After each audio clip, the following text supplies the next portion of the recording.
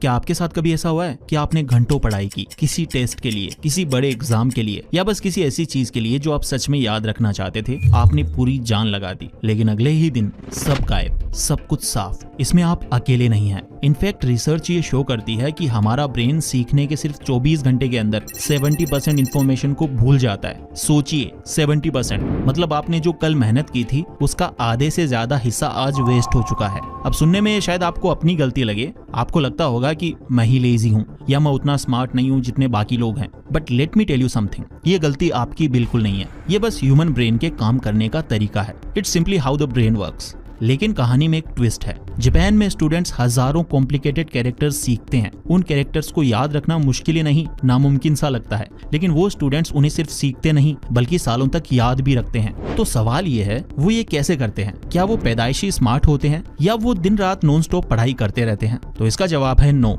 असली फर्क ये है कि वो हार्ड स्टडी नहीं करते, वो स्मार्ट स्टडी करते हैं। देखिए, हम में से ज्यादातर लोगों को कभी सिखाया ही नहीं गया कि एक्चुअली पढ़ाई करते कैसे हैं। हमें बचपन से बस ये बोला गया, अपनी बुक को हाईलाइट करो, नोट्स को बार बार रीड करो और एग्जाम से एक दिन पहले रट्टा मार लो। ये मेथड्स हमें ये फील तो कराते हैं कि हम पढ़ रहे हैं, लेकिन ये बिल्कुल काम नहीं करते। ये वैसा ही है जैसे आप एक टूटी हुई बाल्टी को पानी से भरने की कोशिश कर रहे हो। आप एफर्ट्स पूरे डाल रहे हो, लेकिन पानी उस बाल्टी से लीक हो रहा है, वो बह जा रहा है। आपका ब्रेन इस तरह की लर्निंग को बैकग्राउंड नॉइस की तरह दिखता है, बिल्कुल उस यूट्यूब एड की तरह जिसे आप बिना सोचे स्किप कर देते हो। आपका ब्रेन ये बोलता है कि इस जानकारी की मुझे नीड ही नहीं है और उसे डिलीट कर देता है। इसे कहते हैं दी फॉरगेटिंग कर्व। बिना सही मेथड्स के आपका ब्रेन किसी भी इंफॉर्मेशन को लेट गो कर देता है कुछ ही दिनों में। लेकिन आपके लिए मेरे पास एक गुड न्यूज है, आप इस सिस्टम को बीट कर सकते हो। आपको ज्यादा देर पढ़ने की बिल्कुल जरूरत नहीं है, आपको बस बेटर टेक्निक्स की नीड है। और आज इस वीडियो में हम उन्हीं 5 सिंपल जापानीज मेथड्स को डिकोड करेंगे जो वहाँ के स्टूडेंट्स यूज करते हैं चीजों को इजीली और लंबे समय तक याद रखने के लिए।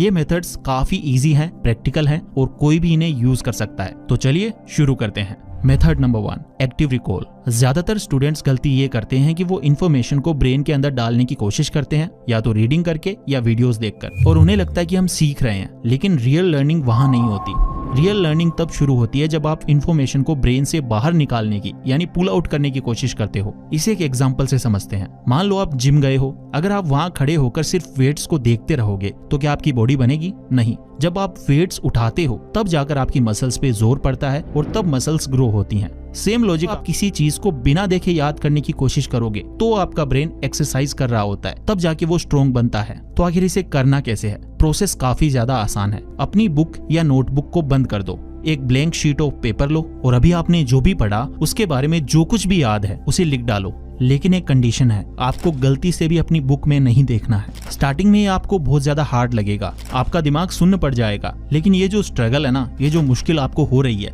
यही वो मोमेंट है जहाँ असली लर्निंग हो रही है। जहाँ बाकी लोग पैसिवली रीड करके खुश हो रहे हैं, एक्टिवली अपने ब्रेन को ट्रेन कर रहे हो इन्फॉर्मेशन को पकड़ कर रखने के लिए। तो रीडिंग बंद करो और रिकॉलिंग शुरू करो। Method number 2, the Kumon method, building blocks. अब आते हैं दूसरे मेथड पर जो पूरे जापान के स्कूल्स में यूज होता है, द कुमोन मेथड। हमें आदत होती है एग्जाम से पहले सब कुछ एक साथ पढ़ने की। आज तो पूरा चैप्टर खत्म करके ही उठूंगा, लेकिन कुमोन मेथड कहता है लर्निंग एक टावर बनाने जैसा है। आप पूरा टावर एक साथ नहीं बना सकते, आपको एक बार में एक ब्लॉक रखना होता है। कुमोन एग्जैक्टली ऐसे ही काम करता है। अपने दिमाग को एक साथ ढेर सारी इन्फॉर्मेशन से भरने के बजाय आपको स्मॉल डेली पीसेस में पढ़ना है, सिर्फ 15 से 30 मिनट एक दिन में।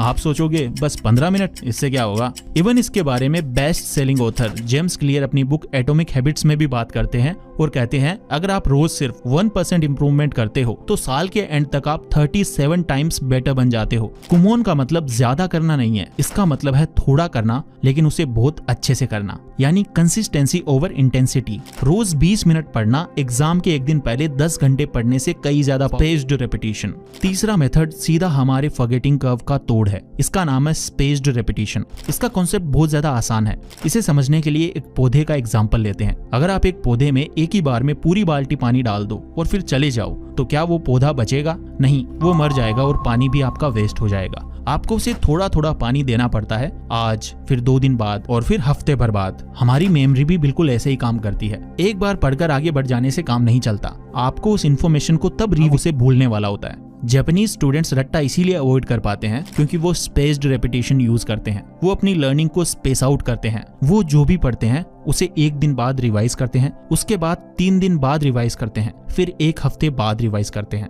हर बार जब आप ऐसा करते हो तो आपकी मेमोरी स्ट्रोंग होती जाती है और बैकग्राउंड नॉइज से निकलकर परमानेंट नॉलेज बन जाती है। So always remember, don't pour the bucket at once, water it slowly.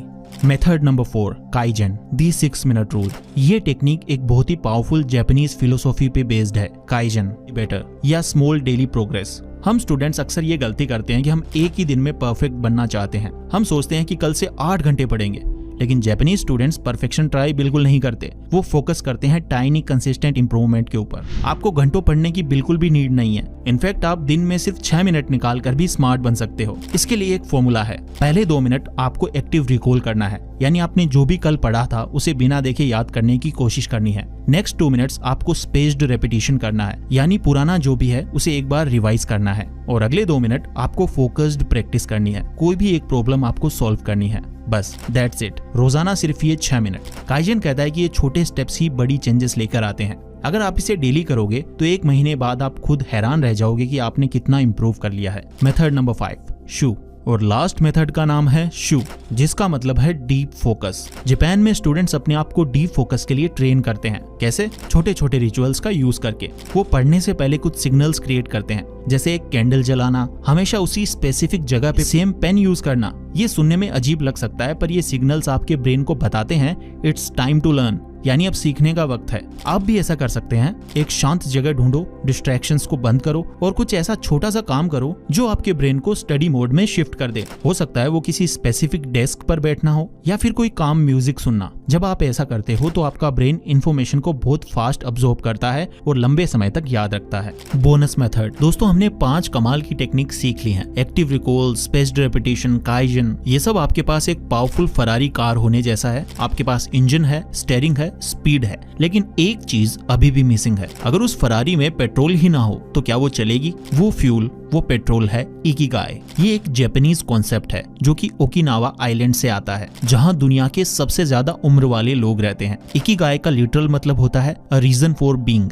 या सिंपल शब्दों में कहूँ तो सुबह बिस्तर से उठने की वजह। आपने नोटिस किया होगा कई बार आपके पास सारी बुक्स होती है, नोट्स भी होते हैं, शांत कमरा भी होता है, पर पढ़ने का मन नहीं करता। आप प्रोक्रेस्टिनेट करते रहते हो। पता है क्यों? क्योंकि आपके पास वाई नहीं है। आपका ब्रेन आपसे पूछता है, मैं ये हिस्ट्री क्यों पढूं? मैं ये मैथ्स का फॉर्मूला क्यों याद करूं? इसका मेरी लाइफ से क्या लेना देना? जब तक आपके पास इसका स्ट्रॉन्ग जवाब नहीं होगा, कोई भी मेमोरी टेक्निक काम नहीं करेगी। जापानीज स्टूडेंट सिर्फ अच्छे ग्रेड्स के लिए नहीं पढ़ते, वो अपना इकिगाई ढूंढते हैं। वो सोचते हैं, मैं डॉक्टर बनना चाहता हूँ ताकि लोगों की जान बचा सकूं। ये उनका मिशन है। इसलिए मुझे बायोलॉजी को सिर्फ रटना नहीं है। जब आप अपने सब्जेक्ट को अपने फ्यूचर के साथ जोड़ देते हो तो पढ़ाई बोझ नहीं लगती, वो एक ब्रिज बन जाती है जो आपको आपके सपने तक लेकर जाएगी। तो आज ये सारी टेक्निक्स यूज करने से पहले 1 मिनट रुको और खुद से पूछो, मेरा इकिगाई क्या है? क्या मैं अपने पेरेंट्स को प्राउड फील कराना चाहता हूँ? क्या मैं दुनिया में कोई बड़ा चेंज लाना चाहता हूँ? या मैं फाइनेंशियली फ्री होना चाहता हूँ? जब आप 2-3 घंटे पढ़कर थक जाओगे तब आंखें बंद हो रही होंगी,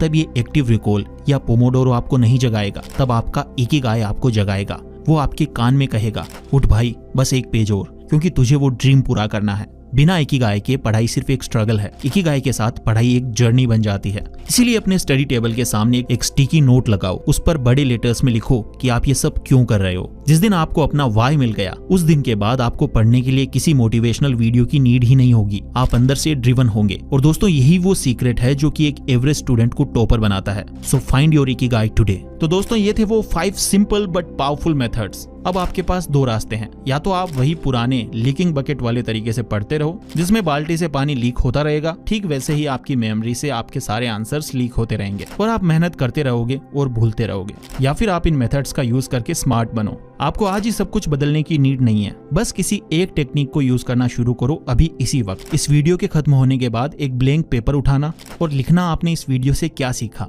आप सरप्राइज हो जाओगे कि पढ़ाई कितनी आसान हो सकती है।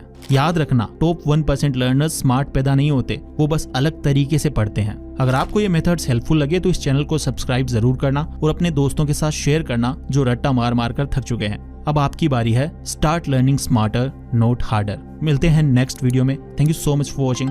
Take care. Love you all.